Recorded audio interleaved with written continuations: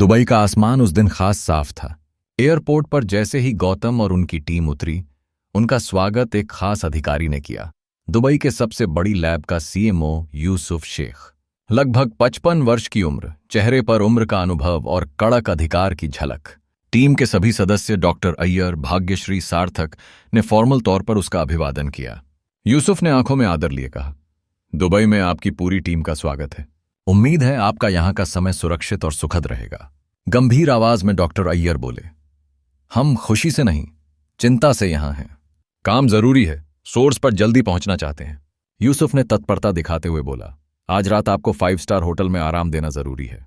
सुबह सुरक्षा और लोकल गाइड के साथ लोकेशन पर चलेंगे। टीम होटल के लिए रवाना हुई। कार में बैठी भाग्यश्री बाहर फैली दुबई की ऊंची इमारतें, रेगिस्तान का विस्तार देख रही थीं। चुप्पी में उसके मन में हल्की उदासी, कहीं बोझ था। गौतम ने उसके चेहरे की तरफ ध्यान से देखा, कुछ परेशान हो? भाग्यश्री ठंडे स्वर में बोली, बस थकान है। गौतम उसे पढ़ रहा था। सार्थक के साथ इस मिशन में भाग्यश्री की नाराजगी छुपी नहीं थी। दूर तक रेगिस्तान की सुनहरी रोशनी और ऊंची बिल्डिंग्स उनकी चुप्पी में शामिल थीं। लेकिन भाग्यश्री के भीतर जलन की आग थी। गौतम की गर्दन पर दिखा लव बाइट उसके मन को डांटना लगा है। गौतम मन ही मन खुद को शांत कर आगे बढ़ने का संकल्प लिए था। यूसुफ ने टीम को दुबई के दिल में एक आलीशान होटल तक छोड़ा।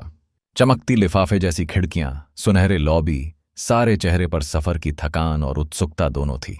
गौतम बार बार फोन देख रहा था, लेकिन अवनी की तरफ से कोई मैसेज नहीं आया। उसके मन में सवाल कौंध रहे थे, क्या उसने मेरा खत पढ़ा या नहीं? क्यों कोई खबर नहीं? रिसेप्शन में सब बैठे थे। जब यूसुफ ने गौतम का परिचय दिया, ये वही हैं जिन्होंने जैसलमेर में कोबोला वायरस आयुर्वेदिक दवा से खत्म किया। यूसुफ की आंखों में श्रद्धा थी। मुझे भरोसा है, आप दुबई वाले वायरस का भी हल खोज लेंगे। गौतम ने गंभीरता से पूछा, सर सोर्स कहाँ है? यूसुफ बोले, यह जगह रेगिस्तान के बीचों बीच दुबई अबू धाबी रूट पर है। एक लोकल व्यापारिक साथी वहां से संभव मदद देगा। तभी आया एक शख्स, सिर से पैर तक सोने की ज्वेलरी में, आत्ममुग्ध। यूसुफ ने परिचय करवाया, यह हैं गोल्डी संधू, दुबई के गोल्ड मार्केट के बड़े व्यापारी। गोल्डी ने टीम से हाथ मिलाया। जब उसकी निगाह गौतम के सादे कपड़ों पर पड़ी तो उसकी बॉडी लैंग्वेज बदल गई, एक हल्की ठंडक। डॉक्टर सार्थक को देखकर गोल्डी बेहतर रवैया दिखाता है, उसके काम की इज्जत। भाग्यश्री से भी वह फ्लर्ट की कोशिश करता है, मगर भाग्यश्री का ध्यान कहीं और। उसके मन में हलचल थी। गौतम ने सीधे सवाल किया, मिस्टर गोल्डी, वायरस के सोर्स की जगह कहाँ है? गोल्डी ठंडे स्वर में बोला, जल्दी क्या है, आज आराम कीजिए, कल मेरा साथी आएगा, साथ चलेंगे। गौतम ने संयम कायम रखा, सीधे मिशन पर फोकस किया। शाम होते होते सभी अपने कमरों में चले गए। गौतम बालकनी में बाहर देखता रहा, दुबई की जगमगाती दुनिया और वीरान रेगिस्तान। उसके मन में बेचैनी, यादें और चिंताएं घुली थीं। गौतम के दिल में अवनी की यादें थीं, पिछली रात की गर्माहट, हंसी, साथ की तसल्ली।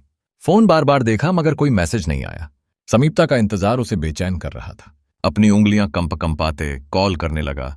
दूसरी तरफ अवनी अपने विला की खिड़की पर, मन में उथल पुथल। क्या पिछली रात का स्पर्श, वो समीपता, सब सच था या महज नशे और कल्पना का खेल? अवनी खुद से यही सवाल दोहरा रही थी, क्या मैं ही भ्रम में थी? क्या गौतम ने मुझे छोड़ दिया? उसके मन में गुस्सा, जलन, कसक थी। तभी फोन बजा, गौतम का कॉल। अवनी ने थरथराई आवाज में उठाया। दूसरी तरफ से सिर्फ फॉर्मल, हल्के उदासी भरी आवाज, कैसी हो? अवनी को लगा वो चिढ़ गई। उसने झुंझलाहट में जवाब दिया, तुम अपना काम करो, मेरी फिक्र मत करो, और फोन काट दिया। गौतम हैरान, उदास, भीतर से टूट सा गया। सोचता रहा, क्या अवनी गुस्से में है या उसको लगता है कि मैंने उसका फायदा उठाया? नहीं, हमने कुछ गलत नहीं किया, मगर गीता की चाल, नकली खत, भ्रम की जाल ने सब उलझा डाला। गौतम अपनी खिड़की से देखता है। दुबई के रेगिस्तान में अचानक उसे ऊपर से अजीब सी ऊर्जा फैली महसूस होती है, एक चमकती शक्ति, भय और आकर्षण दोनों। उसे लगने लगा वायरस का जो सोर्स खोज रहे हैं वह कोई साधारण नहीं है, शैतानी ऊर्जा, डार्क मैजिक भी शामिल है। ये संकेत उसे और भी सतर्क बना देते हैं। आगे क्या होगा? दरवाजे की घंटी बजी। गौतम सतर्क खड़ा हो गया। क्या ये वही ऊर्जा, वही खतरा है? क्या उसकी निजी उलझन, अवनी के साथ गलतफहमियां और दुबई मिशन की रहस्यमय चुनौतियां सुलझेंगी? क्या गीता की चाल और गोल्डी की चालें उनका रास्ता रोक पाएंगी? आगे के एपिसोड सुनने के लिए नए युग को सब्सक्राइब कर लो, तभी नए एपिसोड अपलोड करेंगे।